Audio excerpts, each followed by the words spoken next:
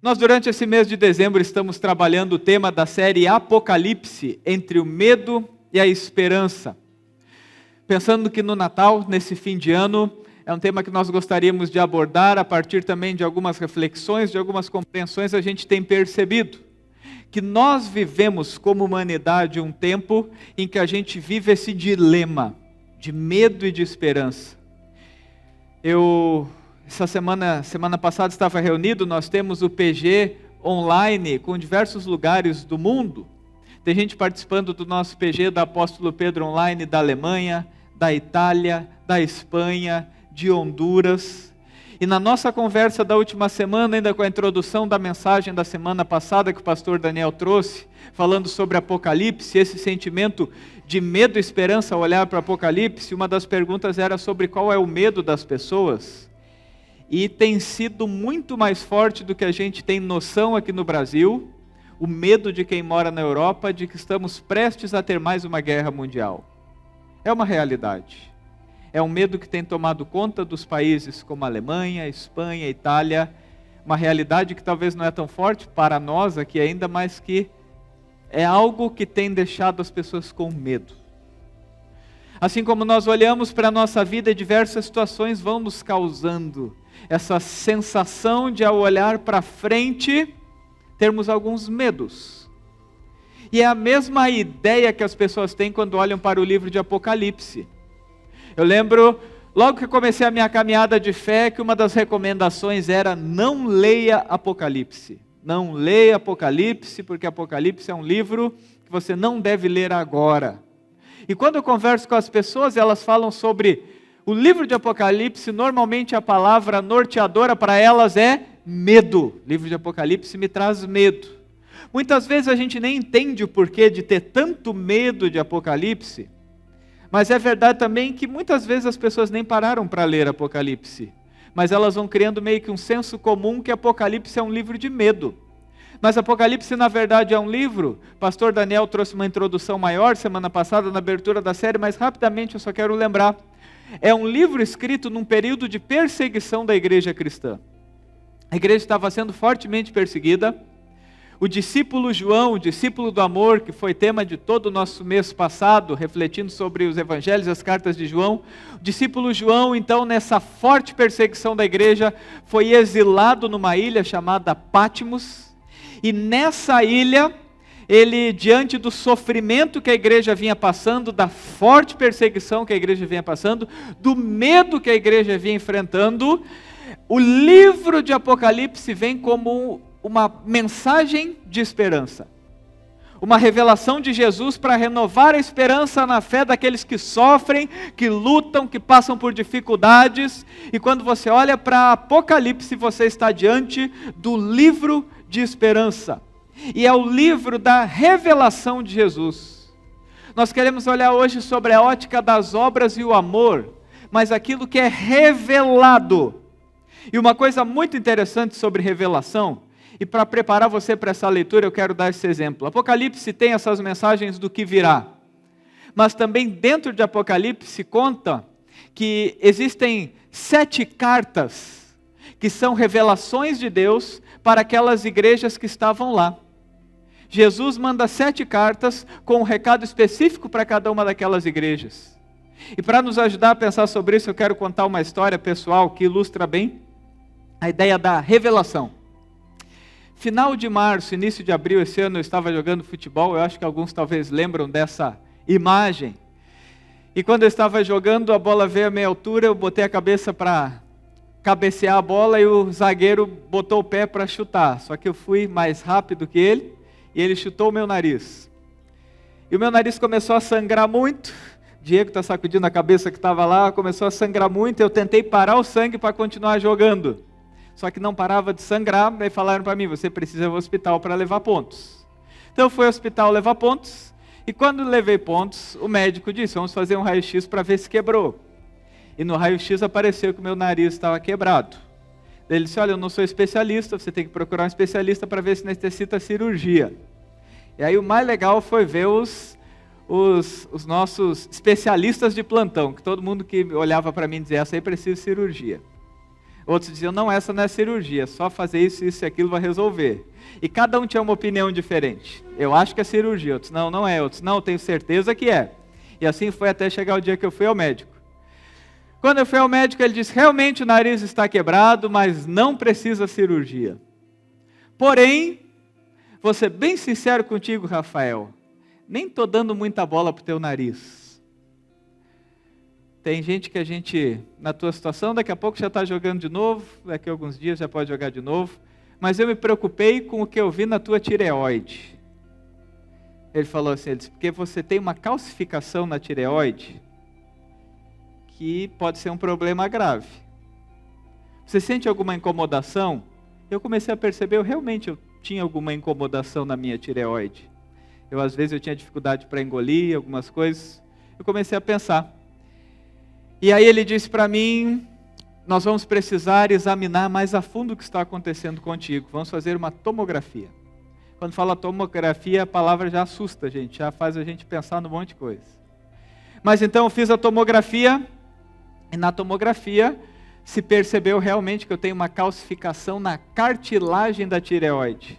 Só que ainda não era um exame completo, então o médico encaminhou para que eu fizesse um ultrassom, para olhar detalhadamente essa região.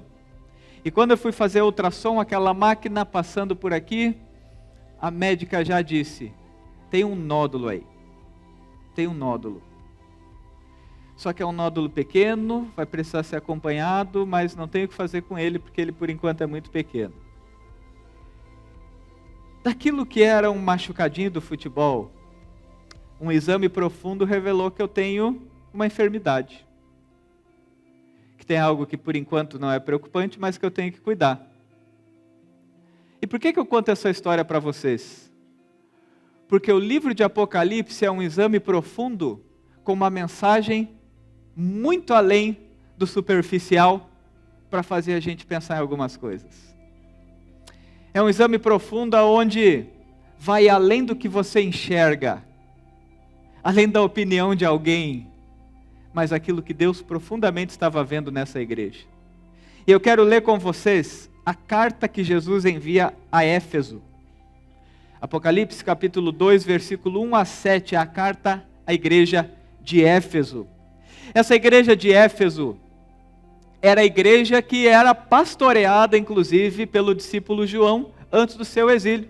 E quando ele está em Pátimos, Deus manda uma carta para cada uma dessas igrejas, e uma delas é para Éfeso. E o texto diz assim, Apocalipse capítulo 2, versículo 1 a 7.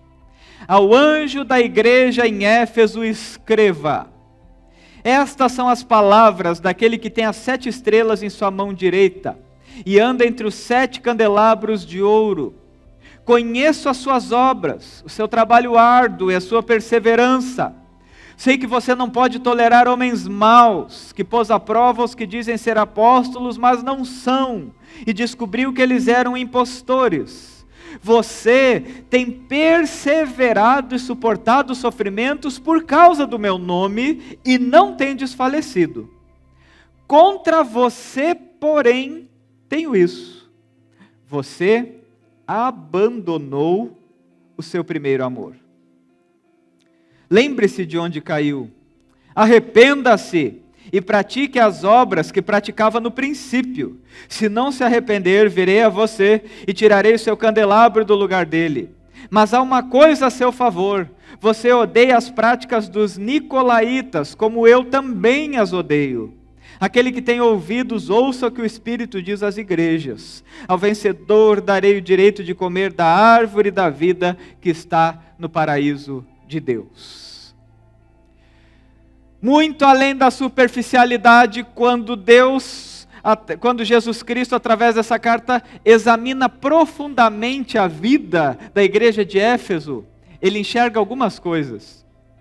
E primeiro ele diz daquilo que ele conhece. Seus olhos revelam que eu nada posso esconder. E Jesus, quando olha para essa igreja, ele enxerga algumas coisas.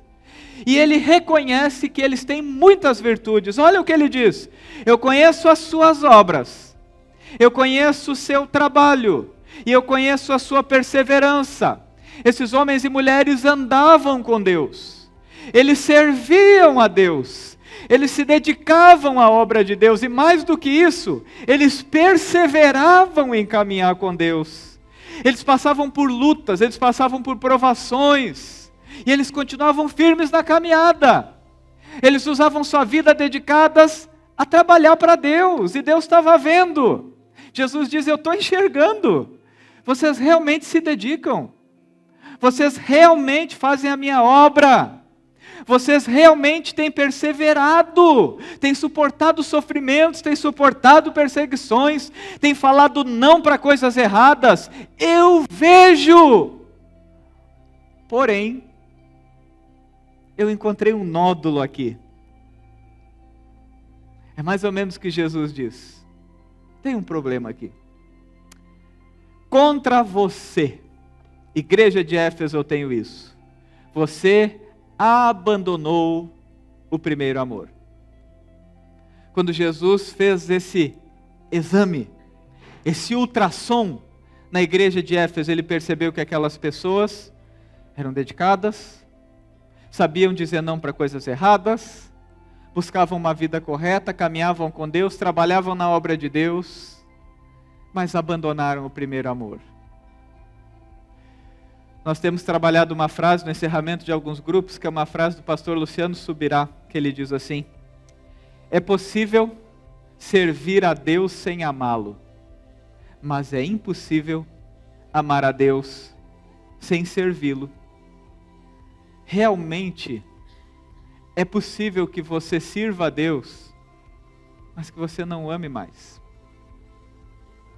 É realmente possível que você persevere, que você lute, que você enfrente batalhas, que você combata erros, que você se dedique na obra de Deus, que você venha cedo para cá, que você na tua semana esteja atento a cuidar das pessoas. É realmente possível que você faça isso sem amar a Deus. E Éfeso é uma prova disso. Porém, é impossível amar a Deus sem servi-lo. Hoje de manhã eu ainda compartilhei, nós estamos completando 10 anos em Jaraguá do Sul. E uma das coisas que eu percebo no meu ministério, que eu percebo nesses 10 anos que eu estou em Jaraguá do Sul, é o que acontece no curso Alfa. Curso Alfa, muitos aqui já fizeram. As pessoas voltam, começam a ler a Bíblia, começam a orar, começam a ouvir sobre Jesus, começam a ter comunhão, e não terminam Alfa nessas praticamente 20 edições que eu estive por aqui, que antes do final do culto alguém marca uma conversa comigo para dizer: pastor Rafael, pastor William, pastor Daniel, eu queria ajudar em alguma coisa. Sabe por quê? Porque quando a gente experimenta o amor de Deus, dá vontade de fazer algo. E esse processo vai acontecendo, e a gente se envolve, e a gente começa a servir a Deus, e a gente começa a trabalhar para Deus. Mas muitas vezes nesse caminho, como diz o pastor Hernandes Dias Lopes, a obra de Deus ocupa o lugar do Deus da obra. E as pessoas se empenham tanto em fazer para Deus, que vão esquecendo de ser de Deus. As pessoas se empenham tanto em trabalhar para Deus, e daqui a pouco vão perdendo aquilo que motivou o seu coração.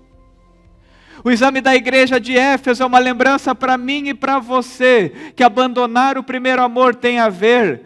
Quando nós abandonamos o primeiro amor, nós temos habilidade para examinar os outros, mas não temos capacidade de analisar a nós mesmos. A igreja de Éfeso era especialista em dizer: está errado, isso eu não aceito, aqui eu continuo andando, esse tipo de ideia, esse tipo de teologia, esse tipo de doutrina, eu não caio. Fulano está com uma ideia errada, e nós temos essa habilidade, nós conseguimos olhar para os outros e dizer: aquele lá faz para aparecer, aquele lá não sei o que, aquela lá não sei o que. Mas nós temos dificuldade de olhar no espelho e perceber o que há de problema em nós. Essa habilidade de examinar os outros, mas uma incapacidade de perceber o que eu tenho que mudar em mim, o que não está certo em mim, o que é superficial em mim, o que há na minha vida que desconectou, o que eu preciso mudar. E muitas vezes esse vazio e frustração se revelam na percepção que estamos fazendo a coisa no automático. Hoje de manhã, eu saí do culto e talvez foi em 2024 o culto que mais gente veio falar comigo e falar a frase, essa mensagem me tocou. E eu repeti a mesma frase para todos, essa mensagem nos toca porque é a nossa realidade. Quantas vezes você não se pegou fazendo coisas no automático? E a gente inclusive usa esse termo. Pois é, estou fazendo as coisas no automático, ou seja, perdeu a vida. Estou dedicado à obra de Deus, mas esqueci do Deus da obra. E começa a vir vazio, frustração, decepção, murmuração, inquietação, quero uma coisa nova, um programa novo, um trabalho novo, um relacionamento novo, uma igreja nova. Porque a gente começa a viver no automático, vai fazendo por fazer, e começa a ter a sensação que falta algo. Um vazio, uma frustração, acompanhada por uma frase, que vem naturalmente quando vivemos essa circunstância, que é aquela frase que diz assim: antes eu era mais feliz. Como você chega nesse final de ano? Às vezes nós chegamos com essa conclusão. Não sei por que eu faço. Não sei por que eu repito. Cada domingo é um peso. Cada segunda-feira é mais pesada ainda. Não sei. Perdi alguma coisa no caminho. Antes eu era mais feliz. Já falou essa frase? Ah, como eu era feliz quando tudo era mais simples. Como eu era feliz quando a gente comia aquela comidinha simples. Como eu era feliz quando a igreja era meia dúzia de pessoas. Como eu era feliz quando a minha empresa era pequena. Como a gente era feliz. A gente confunde uma coisa muito importante. A gente pensa que a felicidade tem a ver em voltar para onde vivíamos. E poucas vezes refletimos que a felicidade e o que nos fazia feliz é voltar para aquilo que sentíamos. Não tem a ver com um prato simples que você comia. Tem a ver como era teu coração. Tem a ver como era teu amor. Tem a ver com aquilo que pulsava no teu coração e te dava alegria. Quando você abria a palavra de Deus e você tinha uma expectativa de que Deus ia falar contigo. Quando alguém falava alguma coisa para você e você corria para orar porque você sabia que Deus age. Quando você era convidado para trabalhar no ministério, na igreja, você disse: que privilégio, que honra, lembraram de mim, deram uma oportunidade para mim. Quando você ia para o trabalho, de banho tomado, desodorante, nervoso de dizer: consegui aquela vaga de emprego, estou abrindo a minha empresa, estou indo para a escola nova. E aquela motivação que fervia em nosso coração no dia a dia vai virando um automático. E a gente vai perdendo. E a gente vai perdendo. E de alguma maneira no nosso DNA existe uma vontade de voltar aonde tudo começou. Eu e você constantemente já percebemos isso. Algumas pessoas às vezes estão numa situação ruim e tudo que ela diz é: vamos voltar como era antes. Porque elas sentem uma vontade de recuperar coisas que elas perderam no processo. De viver no automático, de fazer coisas, e daqui a pouco esse fazer se tornou tão comum, tão rotineiro, que ela esqueceu que é um privilégio, que ela esqueceu que a grande motivação vem desse amor a Deus, que faz com que a gente perceba como é bom para a minha vida, ter o coração ardendo pelas coisas de Deus. Entre o material que eu pesquisei, tem uma frase que eu achei muito interessante, que é do pastor Jonathan Edwards. Eu não coloquei ela aqui, que eu não achei exatamente a tradução, ou exatamente como ela é, mas a ideia dele é assim, ela diz: nosso problema na caminhada com Deus é que a gente cada vez busca mais encher de luz a cabeça, conhecimento, curso, estudo, preciso um estudo novo, preciso um curso novo, preciso aprender mais, ele diz, nós enchemos a cabeça de luz e deixamos apagar o fogo do coração. Viramos intelectuais, esquecemos do relacionamento com o Pai. Jesus diz para essa igreja: o ultrassom passou. Eu enxerguei algo que você não enxerga. Você pensa estar muito bem porque trabalha para mim, porque me serve, porque é perseverante. Mas eu estou enxergando que você não me ama mais como amava. Você tem prazer em correr, mas você não tem mais prazer em mim. O teu olho brilha quando você pensa, agora é só um aumento que aí tudo se resolve. Agora é só mudar alguma coisa que tudo se resolve. Agora é só encher mais um pouco que se resolve. Agora é só uma cadeira nova que tudo se resolve. Mas você vai percebendo que essas coisas não voltam. Porque o que precisa mesmo é voltar ao primeiro amor. E quando Jesus vai dando remédio para essa enfermidade, ele dá 3 conselhos. O primeiro é esse que está na tela. Voltar ao primeiro amor. É a primeira coisa que Jesus diz. Ei, volte. Volte ao primeiro amor. Volte. E é interessante que a gente sente uma saudade do primeiro amor. Mas você já parou para pensar que provavelmente, se nós olharmos numa dimensão espiritual, Deus também sente saudade de quando teu olho brilhava para falar com Ele? De quando teu coração aquecia por saber que Ele te ama? De quando a tua expectativa aumentava de saber que estava chegando a hora de vir para a igreja no domingo? De você ficar nervoso de saber que era o dia que você ia pregar, que eu ia pregar? De ficar feliz de saber que era o teu nome na escala? De teu coração pulsar a tal ponto de você estar sentado aí nessa cadeira e dizer, eu tenho que fazer alguma coisa.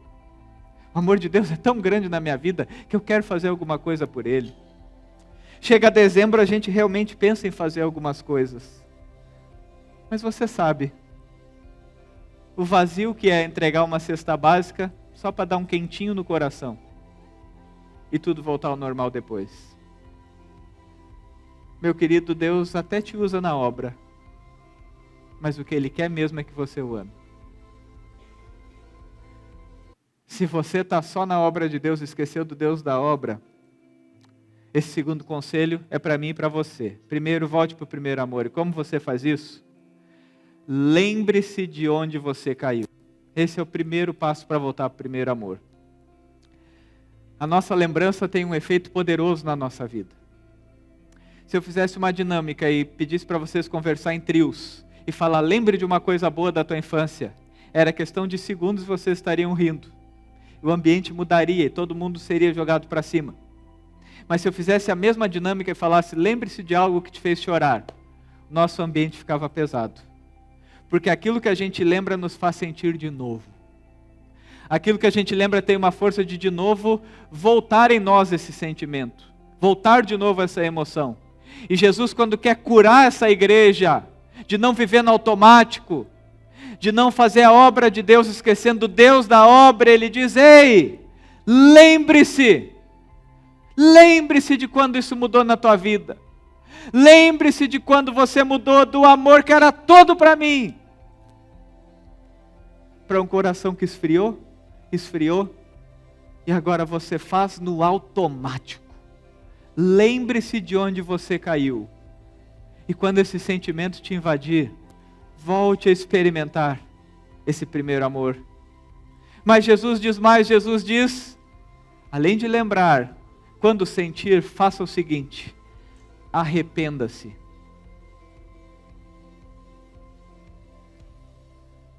Dobrar o joelho e chorar diante de Deus. Não porque você está frustrado, não porque você perdeu alguma coisa, mas sim porque você diz, Senhor, me perdoa, porque eu caí no meio do caminho. Eu estava tão envolvido em fazer alguma coisa por Ti, e acabei esquecendo de Ti. Eu estava tão envolvido em trabalhar para Ti, que eu esqueci de Te amar.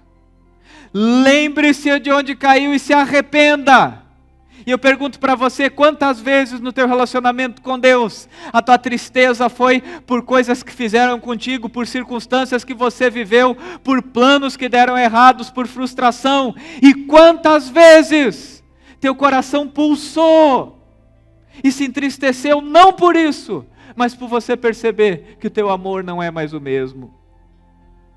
Meu querido, se você já fez isso na tua vida, hoje é dia de você se arrepender diante de Deus, de olhar para a tua vida, de pedir perdão e de dizer: Senhor, me tira do automático e faz meu coração bater de novo, me dá de novo a expectativa de viver o teu amor. E sabe qual é a terceira coisa que Jesus diz para você? Pratique. Pratique aquilo que um dia te fez bem. Pratique de novo. De pegar a palavra de Deus e de ficar na expectativa de dizer: agora Deus vai falar comigo. De você fechar os seus olhos e quando orar perceber: Jesus ama um pecador que nem eu. Jesus me dá o privilégio de servir na sua obra. Jesus usa alguém que nem eu. E volte a praticar o primeiro amor. A nossa motivação para servir tem a ver com amar a Deus e servir as pessoas. Você não precisa de um aumento de salário para ser motivado. Isso até pode te dar uma alegria. Mas se você não tem amor, logo isso vira um problema. Você não precisa da mudança das outras pessoas para dizer: agora sim deu certo. Agora sim eu faço, agora sim eu me dedico. Porque se você não mudar, não importa o que acontece com os outros. Você não precisa que tenha mais gente no ministério, que melhore isso, que melhore aquilo. O que você precisa mesmo é saber que a nossa motivação sempre é reflexo do nosso amor a Deus. O amor a Deus é que nos dá ânimo. O amor a Deus é que nos coloca a servir. O amor a Deus é que faz com que a gente dedique a vida para servir as pessoas. E é por isso que nessa noite eu quero te convidar a passar pelo diagnóstico. Se o ultrassom de Deus passa na tua vida agora, será que Ele percebe? Será que Ele te mostra? Você não está vendo, mas teu coração esfriou. Você não está vendo, mas você está correndo pelo motivo errado. Você não está vendo, mas algo se perdeu na tua vida e que você só vai recuperar se me amar com força de novo. Se coloque de pé.